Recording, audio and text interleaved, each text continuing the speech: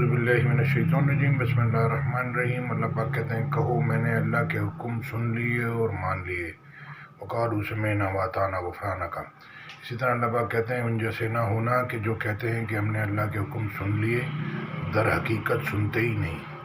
تو زیادہ تر لوگوں کو ابھی آیت سنتے ہیں، اور ظاہر ہے آپ بولیں گے آپ کو کیسے پتہ، زیادہ تر لوگوں کو تو یہ قرآن ہے وہ سب کچھ بتا رہا ہے۔ سورہ ابراہیم کی 4 نمبر کی آیت کہہ رہی ہے، اب آپ اس کو جوڑتے جائیں اور سمجھنے کی کوشش کریں، اللہ چاہے گا تو سمجھ میں آئے گی۔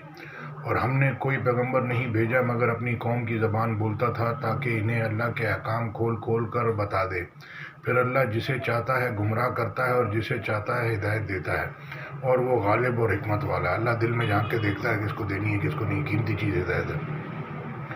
سورہ فرقان کی 30 نمبر کی آیت، اور پیغمبر کہیں گے کہ اے پروردگار میری قوم نے اس قرآن کو چھوڑ رکھا تھا۔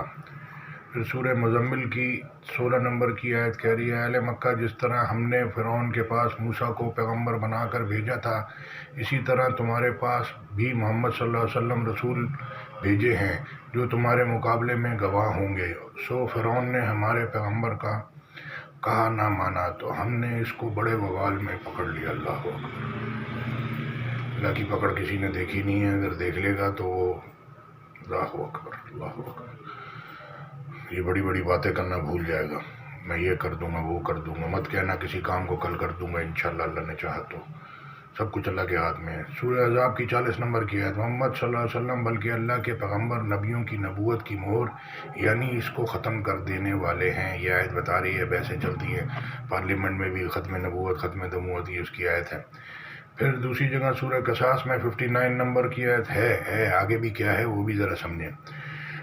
اور تمہارا پروردگار بستیوں کو ہلاک نہیں کیا کرتا، سورہ قصاص کی 59، اور تمہارا پروردگار بستیوں کو ہلاک نہیں کیا کرتا جب تک کہ ان کے بڑے شہر میں پیغمبر نہ بھیج لے جو ان کو ہماری آیتیں پڑھ پڑھ کر سنائیں، اور ہم بستیوں کو ہلاک نہیں کیا کرتے مگر اس حالت میں کہ وہاں کے باشندے ظالم ہوں۔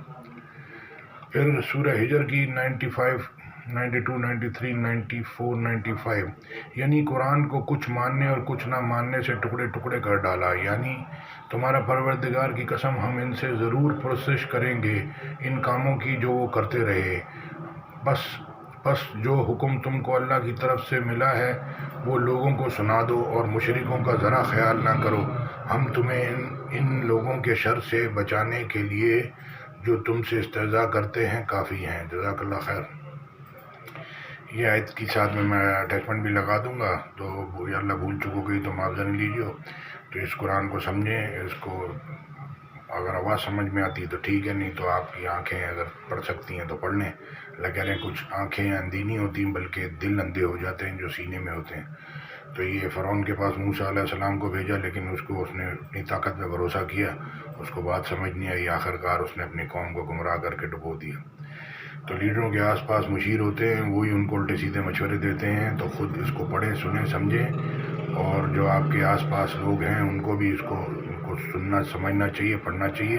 پھر اللہ کا حساب ڈال کے، پوری دنیا کا حساب ڈال کے پھر کوئی مشورہ یا بات کرنی چاہیے۔ خالی اپنا گھر اپنی فیملی اپنا نہیں سوچنا چاہیے، پوری دنیا کا دیکھ کے خیال کر کے سوچنا چاہیے، اللہ کا بھی سوچنا چاہیے، جنت دوزخ کا بھی، تاکہ آپ عذاب سے بچ سکیں۔ جزاک اللہ۔